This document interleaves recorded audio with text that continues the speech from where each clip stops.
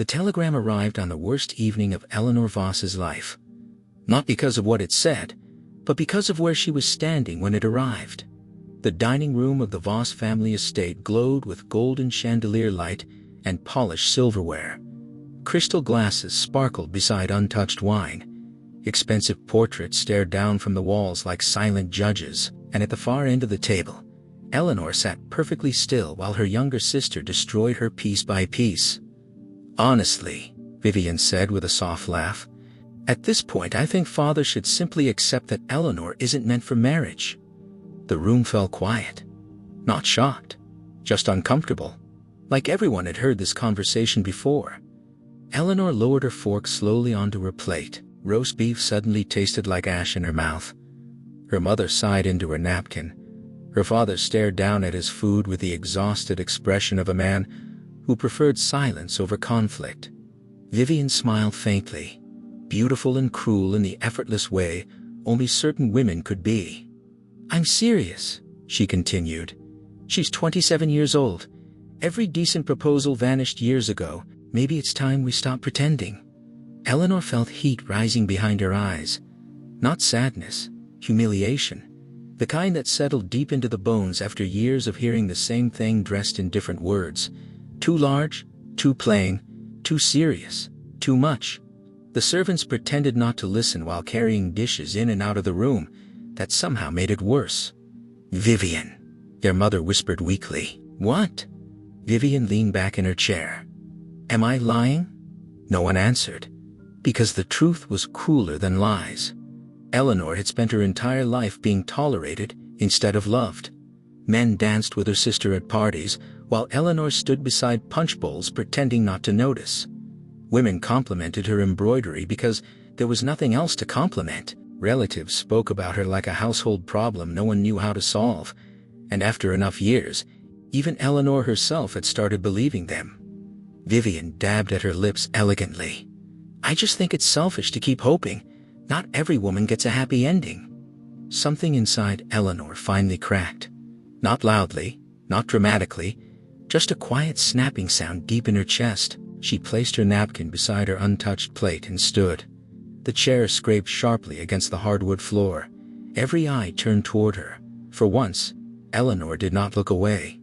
"You're right," she said softly. Vivian blinked. Eleanor's voice stayed calm. "That kind of marriage would kill me." Confusion flickered across Vivian's face. Eleanor stepped away from the table, the kind where a woman smiles prettily while slowly rotting inside. "You were built for that life, Vivian." The room froze. Their mother gasped quietly. Vivian's expression hardened. "How dare? But me?" Eleanor looked directly at her sister for the first time in years. "I'd rather disappear somewhere no one cares what my waist looks like as long as I can survive winter." Then she walked out. No one stopped her. No one ever did. Upstairs, her bedroom felt smaller than ever. The same floral wallpaper, the same narrow bed, the same tiny window overlooking Philadelphia's streets she had spent 27 years staring through. A prison disguised as comfort. Eleanor locked the door before the tears finally came. Not delicate tears, not graceful ones, the ugly, exhausted crying of someone who had spent too long swallowing pain. When it finally ended, she sat in silence beside the lamp until her breathing slowed. Then her eyes drifted toward the dresser drawer. The newspaper clipping was still there beneath folded stockings. She pulled it out carefully. The paper had softened from being unfolded too many times. Wyoming rancher seeking wife. Must be practical. Hard work expected. Remote conditions. No false promises. Right to Silas Boone, Black Hollow Ranch, Carbon County. The first time Eleanor had seen the advertisement, she'd laughed. Not because it was funny. Because it sounded desperate enough to belong to someone even lonelier than her. Now it no longer seemed ridiculous. Now it felt like escape. She read the advertisement 3 more times, then slowly sat at her writing desk. The blank paper waited in front of her. Eleanor dipped the pen into ink. For several moments she could not move. Then finally, "Mr. Boone," she wrote. The words came strangely easily after that. She did not lie. Not once. She told him she was 27, unmarried, educated, capable of bookkeeping, sewing, cooking, and household management. She told him she was not beautiful. That part hurt to write, but honesty mattered, especially between strangers. She explained she did not expect romance, only usefulness and stability. What she did not write was the truth buried beneath all the polite sentences, that she was drowning inside her own life, that every hallway in that house smelled like disappointment, that every family dinner slowly erased pieces of her until she barely recognized herself anymore. When she finished, her hand trembled slightly. The letter looked absurd sitting there, like the desperate fantasy of a lonely woman. Maybe it was. But for the first time in years, Eleanor felt something unfamiliar stirring beneath her ribs. Possibility. The reply arrived 17 days later. A plain envelope, heavy paper, rough handwriting. Her father handed it to her during breakfast. "Wyoming," he said with visible confusion. Vivian immediately looked interested. How mysterious. Eleanor took the envelope before anyone else could touch it. Her pulse hammered painfully as she carried it upstairs. Inside was a single sheet of paper. "Miss Voss, your letter received. Terms acceptable. If still interested, travel to Carbon Station before winter arrives. We marry immediately upon arrival. I have one son, age 7. He has not spoken since his mother died. You should know this before coming. Train fare enclosed." Silas Boone. Eleanor read it twice, then a third time. No charm, no warmth, no promises, only truth. Strangely, that made her trust him more. She sat on the edge of her bed staring at the bank draft enclosed beside the letter. This was real. A real train ticket. A real chance. Terrifying. Completely insane and utterly real. Downstairs, she could hear Vivian laughing faintly with her mother. The sound made her decision for her. 3 weeks later, Eleanor Voss boarded a westbound train carrying 1 suitcase, 6 books, and the shattered remains of her old life. The journey west felt like moving through another world. Cities gave way to endless plains. Brick buildings vanished into oceans of grass. The sky itself seemed larger somehow. Bigger than Philadelphia. Bigger than shame. Eleanor spent most of the trip quietly watching through the train window while strangers chatted around her. A young bride heading west to reunite with her husband spoke constantly about babies and lace curtains. An old widow traveling to Montana complained about her joints and the smell of coal smoke. Eleanor said little, because how could she possibly explain where she was going, or why? Sometimes late at night fear struck her suddenly. What if Silas Boone took one look at her and changed his mind? What if he was cruel? What if she arrived only to discover she had crossed half the country for another cage? But each time doubt rose, she remembered the dining room, Vivian's smile, her father's silence, and she stayed on the train. By the 4th morning, Wyoming appeared beyond the glass.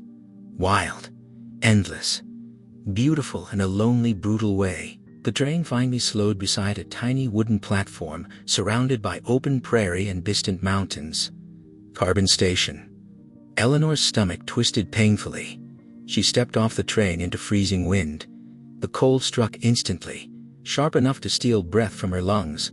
A handful of people waited near the platform. Then she saw him.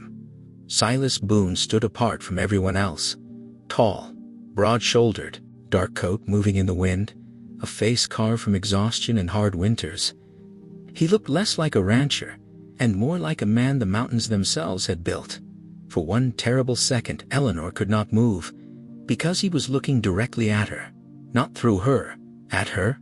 Silas walked forward slowly. Close now, Eleanor noticed the scar along his jaw and the deep shadows beneath his eyes. He stopped in front of her. "Miss Voss?" His voice was rough and low. Eleanor swallowed. "Yes." Silas's gaze moved over her briefly. Her coat, her face, her body. She waited for disappointment, for hesitation, for regret. It never came. Instead, he nodded once. Train made good time. The absurd normality of the sentence nearly made her laugh. "Yes." Silas reached for her suitcase automatically. "I'll carry that." His hand brushed hers briefly, warm despite the cold. "We should leave soon," he said. storm coming over the mountains." Eleanor followed him toward a waiting wagon, then paused. "Mr. Boone."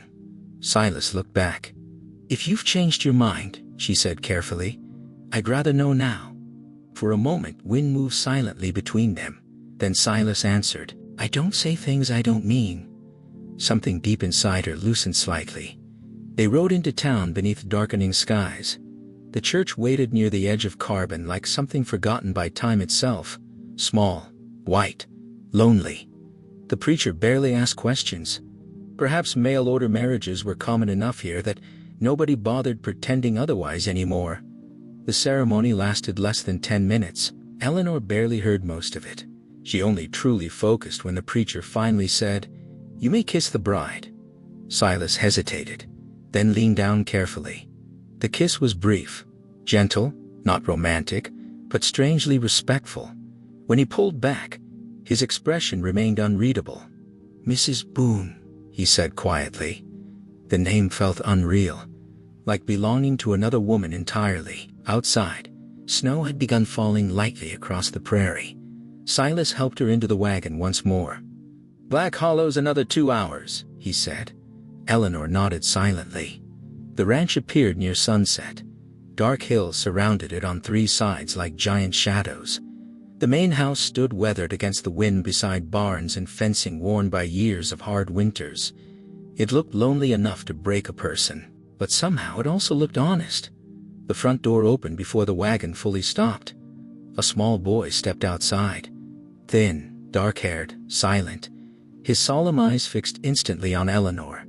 Silas climbed down first. "This is Caleb," he said quietly. The boy said nothing. Eleanor crouched carefully despite the stiffness in her legs from travel. "Hello, Caleb." Silence. But the boy did not run away. That felt important somehow. Snow drifted around them softly in the growing darkness. Then Caleb's gaze shifted toward the lantern hanging beside the porch. Broken glass, bent metal, unlit. Eleanor noticed the way the child stared at it. The sadness there. She looked back toward him gently. "Do you mind if I fix it?" For the first time, something changed in the boy's face. Not trust, not happiness, but curiosity. Small, fragile, alive. And somewhere behind her, Silas Boone watched the moment happen with an expression Eleanor did not yet understand. The first snowstorm arrived 3 days after Eleanor became Mrs. Boone. Not gentle snow, not the soft drifting kind from Philadelphia Christmas cards. This was Wyoming snow. Violent, endless, alive. Wind slammed against Black Hollow Ranch all night like something trying to tear the house apart board by board. By morning, the world outside had vanished beneath white darkness. Eleanor woke before dawn to freezing air and silence so deep it almost frightened her. For several moments she forgot where she was. Then the smell of wood smoke reached her, and somewhere downstairs, heavy footsteps crossed the kitchen floor. Silas. Eleanor dressed quickly in wool stockings and a dark work dress before making her way downstairs. The kitchen glowed dimly beneath lantern light. Silas stood beside the stove feeding wood into the fire. Without his coat, he looked even larger somehow. Strong shoulders beneath worn suspenders, forearms scarred by years of hard labor. He glanced at her briefly. "You're up early." "I could say the same." "Ranch doesn't stop because of weather." Eleanor moved toward the cupboard automatically. "Coffee?" Silas nodded once. It surprised her how quickly small routines were forming between them. Not intimacy exactly, but rhythm. The kind strangers developed when survival depended on cooperation. Outside, the storm screamed across the prairie. Inside, the kitchen smelled like coffee, smoke, and cold iron. "We'll need more wood brought in before dark," Silas said quietly. "Storm could trap us several days." Eleanor handed him a cup. "I'll help." His eyes lifted toward her immediately.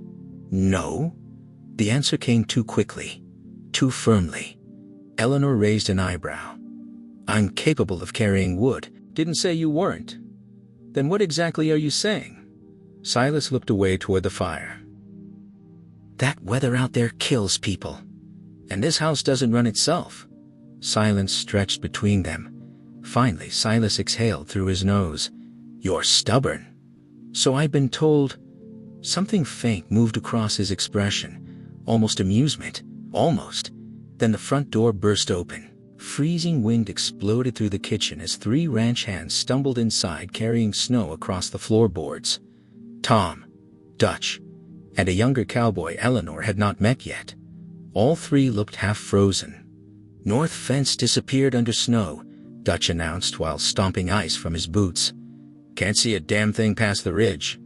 Tom finally noticed Eleanor standing near the stove. His eyes widened slightly. "Oh," Silas spoke flatly. "This is Eleanor. My wife." The younger cowboy nearly choked. "Your what?" "Careful, boy," Dutch muttered. Tom removed his hat awkwardly. "Ma'am." Eleanor nodded politely. The younger ranch hand followed suit quickly. "Name's Levi." "Eleanor." Tom looked between her and Silas, with open confusion. "When exactly did this happen?" "3 days ago." "You got married 3 days ago and didn't tell us?" Silas sipped coffee calmly. "Didn't seem important." Levi barked a laugh. "Boss, most people mention when they suddenly appear with a wife." Eleanor expected awkwardness after that, or judgment. Instead, the men accepted her presence with the practical indifference of people too exhausted for gossip. By breakfast, she was cooking eggs and biscuits for 6 hungry ranch hands while snow hammered against the windows, and for the first time in years nobody complained about her appearance. Nobody stared cruelly. Nobody compared her to prettier women. They only cared whether the biscuits were hot. The realization unsettled her more than she expected. By afternoon, Black Hollow had become an island swallowed by winter. Snowdrifts buried fences entirely. The barn doors froze partially shut. Even breathing outside hurt. The ranch hands moved into the main house temporarily because the bunkhouse stove could no longer hold heat. Suddenly, the little ranch house became crowded with boots, wet coats, rough laughter, and constant movement, and somehow, Eleanor loved it. Not the exhaustion, not the endless cooking, not the freezing water or aching hands, but the purpose. Every hour mattered here. Every task meant survival. No one at Black Hollow cared if she was beautiful, only useful. And Eleanor had spent her entire life learning how to survive usefulness. By the second week of storms, she had completely reorganized the kitchen. Inventory stacked neatly, supplies rationed carefully, meals planned precisely to stretch flour and salt pork through winter. The men noticed. They noticed everything, especially when they stopped feeling hungry all the time. "She runs this place like a military operation," Levi whispered one evening while Eleanor kneaded bread nearby. "She runs it better than you idiots ever did," Dutch replied. Tom grinned. "Fair point." Eleanor hid a smile. Later that night she found Silas alone in the barn checking horses by lantern light. Snow drifted through cracks in the walls. The animals shifted restlessly in their stalls. Silas looked exhausted, more than exhausted, worn thin. "You haven't slept properly in days," Eleanor said quietly. "Neither have you. I'm not the one trying to save an entire ranch." Silas continued adjusting a saddle strap. "You regret coming here yet?" The question surprised her. "No." He finally looked at her. "You answered too fast." "Because I already know." Silas studied her face carefully.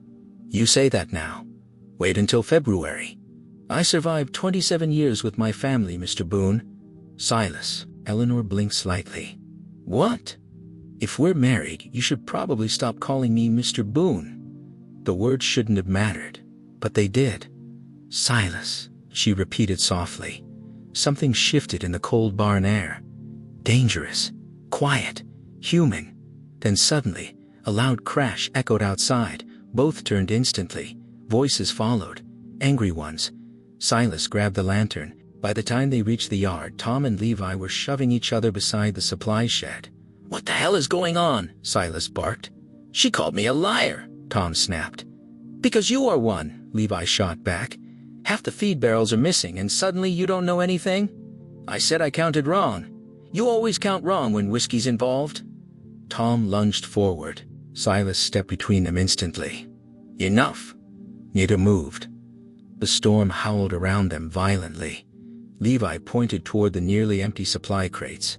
At this rate, we won't have enough feed by February. Silas's expression darkened immediately.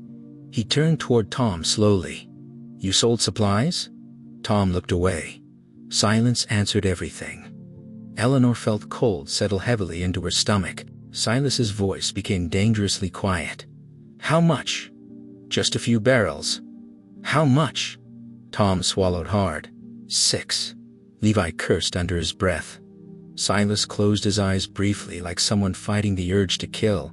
Then Eleanor stepped forward. All right, she said calmly. Every man looked at her. We can still survive this. Tom stared in disbelief. You serious? No, Eleanor said flatly. I'm furious, but panic wastes time. She looked toward Silas. How much flour? Enough. Salt pork? Maybe 6 weeks. Potatoes? Low. Eleanor nodded slowly, then turned toward the men. Tomorrow we inventory everything. Tom opened his mouth. She cut him off immediately. And if a single thing goes missing again, I'll personally throw you into the snow myself. Levi nearly laughed. Dutch hid a grin beneath his beard. Even Silas looked startled. Tom muttered something apologetic toward the ground. The next morning Eleanor began ration calculations at the kitchen table, while storms buried the ranch deeper beneath ice and wind. By evening she had reduced waste nearly by half. No one complained, because everyone understood she had probably saved them. That night, after dinner, Caleb quietly appeared beside her chair carrying something small in his hands, a cracked wooden horse. He held it toward her silently. Eleanor took it carefully. The toy's broken leg had been crudely tied with old string. You want me to fix it? Caleb nodded once. Silas watched from across the room, completely still. Eleanor fetched sewing needles, glue, and cloth strips from her supplies. For nearly an hour Caleb sat beside her silently while she repaired the toy beneath lantern light.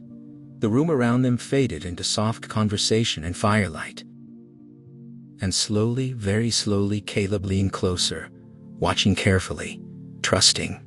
When she finally handed the horse back, the little boy touched the repaired leg gently, then looked up at her, not smiling, but close, very close. Silas spoke quietly from across the room. He used to carry that everywhere. Eleanor looked toward him. His mother made it? Silas nodded. The silence after that felt fragile, heavy with ghosts.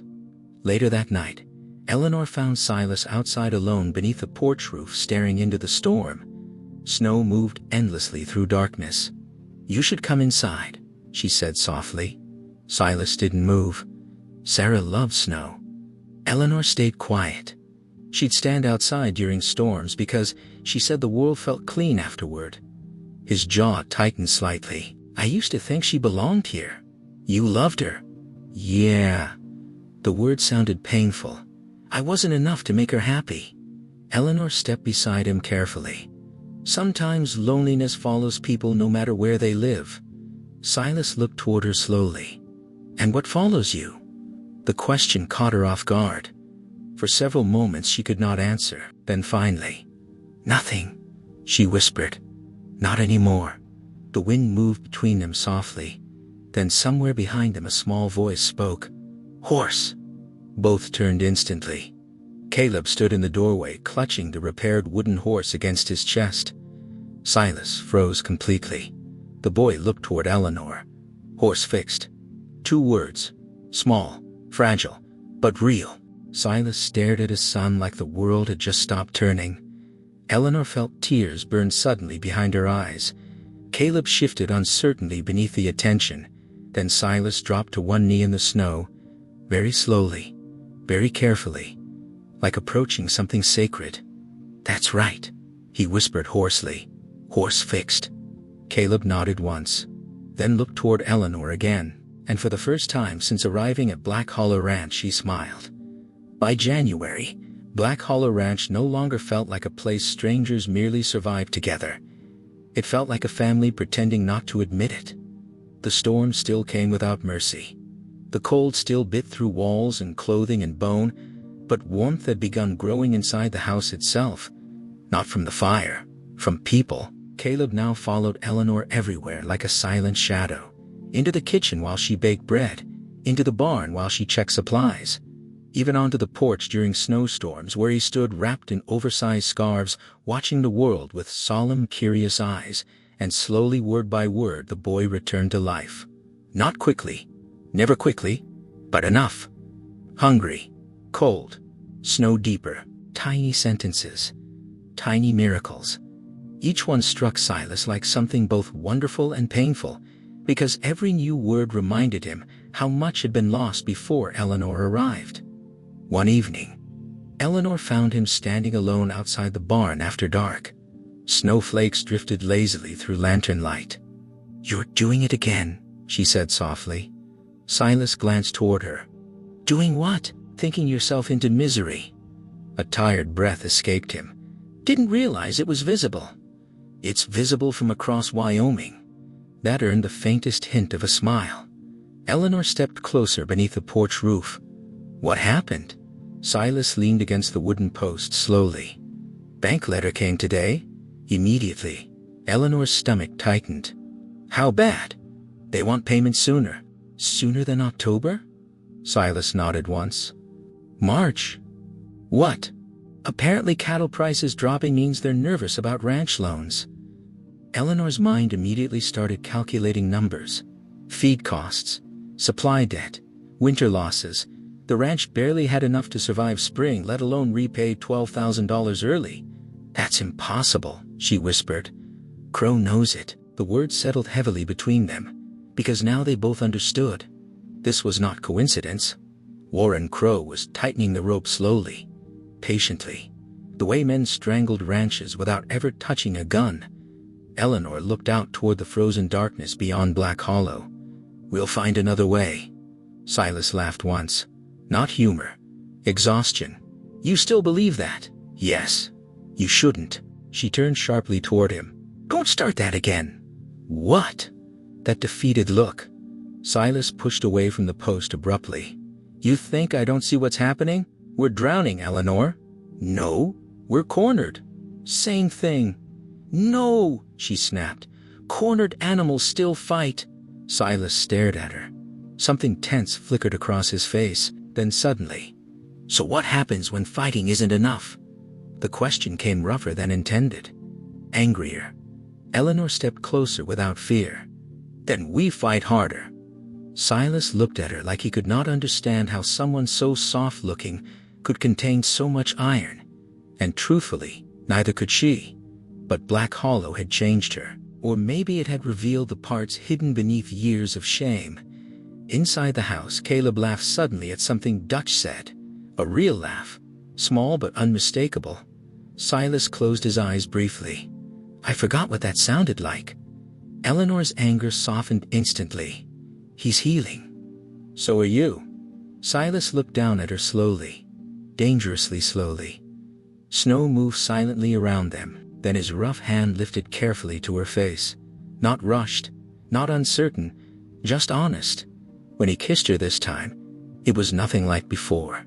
No hesitation, no grief standing between them, only months of loneliness finally colliding all at once. Eleanor's breath caught against his mouth. His hands trembled slightly where they held her waist, and for several beautiful, terrifying seconds, the whole frozen world disappeared. Then suddenly, a gunshot echoed somewhere far across the valley. Both jerked apart instantly. Silas turned toward the darkness sharply.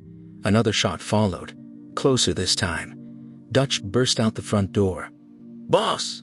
Silas grabbed the rifle hanging beside the porch automatically. "What happened?" "South fence." Dutch's face looked pale beneath his beard. "Somebody's driving cattle." Silas was already moving. Tom and Levi emerged from the bunkhouse half-dressed, pulling on coats and ammunition belts. Eleanor followed onto the porch as horses were saddled frantically in the snow. "Crow?" she asked. "Who else?" Silas mounted fast. His entire body had changed. The warmth gone instantly. Now he looked dangerous, rancher turned predator. "You stay inside," he ordered. Eleanor crossed her arms. "I'm not helpless." "Didn't say you were." His jaw tightened. "But if this turns ugly, it already has."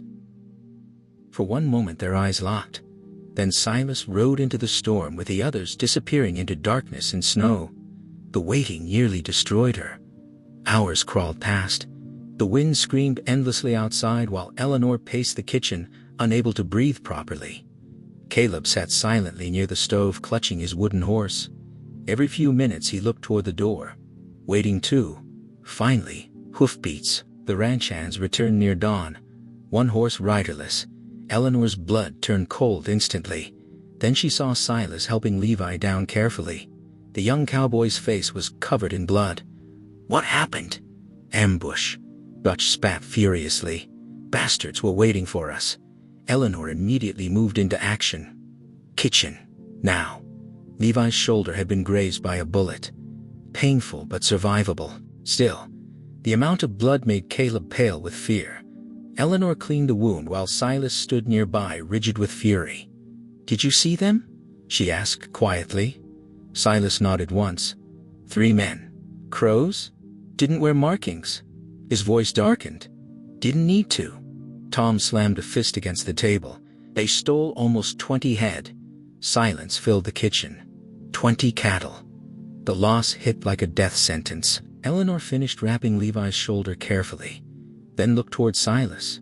"What now?" He didn't answer immediately, and suddenly she saw it. Real fear. Not for himself, for the ranch, for Caleb, for all of them. "They're pushing us toward collapse," Eleanor whispered. "That's the idea." Silas stared toward the window where dawn slowly crept across endless snowfields. "If we miss the bank payment, Crow buys the debt. And then? He takes Black Hollow." Caleb's frightened voice suddenly broke the silence. "No." Every adult turned toward him. The boy clutched his wooden horse tightly against his chest. "No. Take home." Silas's face nearly broke apart right there. He crossed the room immediately and crouched beside his son. "No," he said hoarsely. "Nobody's taking it." But Eleanor could hear the uncertainty underneath, and so could Silas. That afternoon she rode into town alone despite everyone objecting, including Silas.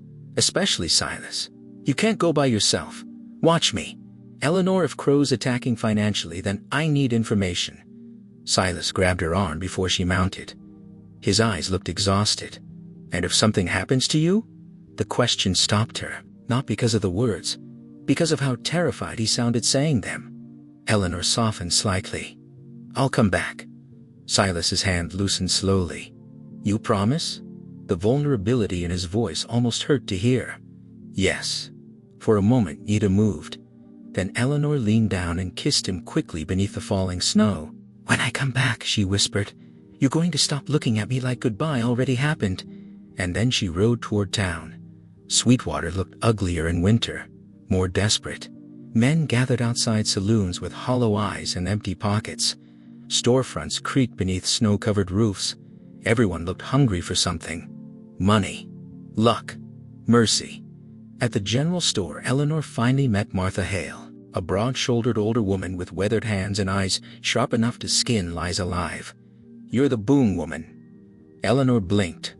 "People talk fast around here." "They talk because Crow's squeezing half the county." Martha lowered her voice. "And because folks noticed Black Hollow stopped falling apart after you arrived." Eleanor hesitated briefly, then leaned closer. "What do you know about Warren Crow?" Martha's expression darkened immediately. "Enough to stay careful." "That bad?" "Worse." The older woman glanced toward the frosted windows before continuing. 3 ranches failed after refusing to sell him land. Strange accidents. Missing cattle. Bank pressure. Her jaw tightened. One owner ended up dead drunk in a river despite never touching whiskey a day in his life. Cold moved down Eleanor's spine slowly. "You think Crow killed him?" "I think powerful men don't dirty their own hands." Martha slid a folded paper quietly across the counter. "What's this?" "Land records." Eleanor stared. "Why are you helping me?" Martha snorted softly. "Because decent people are getting harder to find around here." Outside, wind rattled the storefront windows violently, and suddenly Eleanor understood something terrifying. This was bigger than Black Hollow. Much bigger. Warren Crow wasn't just stealing ranches. He was swallowing the entire valley piece by piece, and unless someone stopped him, Black Hollow would disappear next. Eleanor barely made it back to Black Hollow before the storm arrived. The sky had already darkened into bruised gray by the time the ranch appeared beyond the hills. Wind tore across the valley hard enough to shake the saddle beneath her. Something felt wrong immediately. Too quiet. No movement near the barn, no ranch hands outside. Then she saw the smoke. Her stomach dropped violently. Not chimney smoke, black smoke, thick, rising fast. The barn. Eleanor kicked the horse forward instantly. By the time she reached the yard, flames were already climbing through the roof of the main stable. Men shouted through roaring fire and screaming horses while snow whipped sideways across the ranch. "Water! Move them out! Careful!" The entire barn glowed orange against the white storm. Eleanor jumped from the saddle before the horse fully stopped. Silas appeared through smoke, carrying a terrified horse by the reins. His face turned the moment he saw her. For one brief second, relief crossed his expression so intensely it almost looked painful. Then horror replaced it. "Where's Caleb?" Everything inside Eleanor froze. Silas's face went white beneath soot and firelight. He was inside. The world narrowed instantly. Noise vanished. Only one thought remained. Caleb. Eleanor moved before anyone could stop her. Silas grabbed her arm hard. "No. He's in there. The roof's collapsing. He's terrified of storms." Silas tightened his grip desperately. "You go in there and you die." Eleanor looked directly into his eyes. "Then we both know I'm going anyway." And before he could stop her, she ran into the fire. Heat slammed into her like a physical wall. Smoke swallowed the world instantly. The barn groaned around her violently as frightened horses screamed in their stalls. "Caleb!" No answer. Only flames. Eleanor pulled her sleeve over her mouth and forced herself deeper through smoke and falling embers. "Caleb!" Something crashed nearby. Burning wood exploded against the floor. Then finally a small terrified sound, near the back stalls. Eleanor stumbled toward it blindly and found him curled beside a fallen beam, clutching the wooden horse against his chest, crying silently, frozen with fear. Relief nearly broke her apart. "Caleb!" The little boy looked up instantly. "Eleanor!" The fact he said her name hit harder than the flames. She dropped beside him immediately, trying to lift the heavy beam trapping his leg. It barely moved. Outside, men shouted through smoke somewhere far away. The roof creaked dangerously overhead. Caleb's eyes filled with panic. "It hurts." "I know, sweetheart." Eleanor strained harder against the beam. "I know." The wood shifted slightly. Not enough. Another crash shook the barn. Fire spread across the ceiling fast now. Eleanor's lungs burned violently from smoke. Think. Her eyes landed on a broken iron tool nearby. She grabbed it immediately and jammed it beneath the beam for leverage. The wood lifted just enough. "Pull!" Caleb cried out as she dragged him free. Then suddenly the entire barn groaned. A sound deep and terrible. The roof collapsing. Eleanor grabbed Caleb against her chest and ran. Heat exploded behind them. Wood crashed down. Something struck her shoulder painfully hard. Then cold air hit. Strong arms caught both of them as they stumbled from the burning barn into snow. Silas. He pulled Caleb from Eleanor's arms so tightly the boy nearly disappeared against his chest. For several seconds Silas could not speak, could barely breathe. Caleb clung to him, sobbing openly now. And then Silas looked at Eleanor. Her burned sleeve, smoke-blackened face, the blood running from her forehead. Something shattered completely inside him. "You scared the hell out of me," he whispered brokenly. Eleanor tried to laugh. Instead, she coughed violently. Then suddenly Silas kissed her right there in the snow in front of everyone. Not carefully, not cautiously, like a man who had almost lost something vital enough to destroy him. The ranch hands quietly looked away. Even Dutch pretended sudden interest in the burning barn. Later, after the fire was finally contained, they discovered the truth. The barn doors had been chained from outside. Not accident, not bad luck, attempted murder. Levi found boot tracks leading south through the snow, toward Crowland. Silas stood in the yard afterward, staring into the dying fire with murder in his eyes. Eleanor approached, carefully wrapping a blanket tighter around herself. "You can't kill him." Silas didn't answer. "You hear me? He locked my son inside a burning barn." "Yes." Silas turned toward her slowly. "And if you died?" The raw fury in his voice frightened even her. For the first time since meeting him, Eleanor realized something dangerous. Silas Boone was fully capable of killing a man, especially for family. She stepped closer anyway. "If you go after Crow tonight, you won't come back." "Maybe I don't care." "I care." The words stopped him cold. Snow drifted softly around them. Eleanor touched his soot-covered face gently. "You staying alive matters to me." Silas closed his eyes briefly. The rage remained, but now grief existed beside it. And love? Terrifying love. 3 days later, Martha Hale arrived carrying documents hidden beneath flour sacks inside her wagon. Proof, forged deeds, illegal land seizures, bribed officials. Enough evidence to destroy Warren Crow if the territory judge actually listened. "That's a dangerous pile of paper," Martha muttered. "So is dynamite," Eleanor replied quietly. They sent Levi and Dutch to Cheyenne immediately before Crow could intercept the documents, and then everyone waited. The waiting proved almost worse than the fire. Crow knew something was happening. His riders circled Black Hollow constantly afterward, watching, threatening, but not attacking, like wolves testing fences. Then finally the law arrived. Not local deputies, territory investigators, 3 riders carrying warrants and government seals. Crow attempted to flee before dawn. Silas rode after him through spring floodwaters while snowmelt thundered through the valley rivers.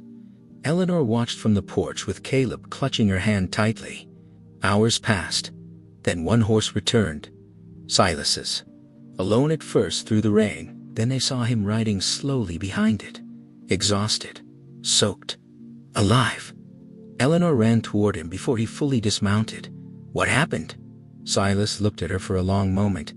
Then finally, he tried crossing Mercer Bridge. Understanding settled immediately into her chest.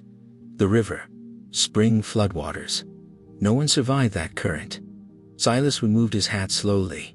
He slipped. Eleanor searched his face carefully. "You didn't push him?" Silence. Then, "No." And she believed him. Not because Silas was innocent, but because he was tired of death. Crow's empire collapsed quickly after that. Banks seized properties. Investigations spread across the territory. Ranchers who had once stayed silent finally began speaking.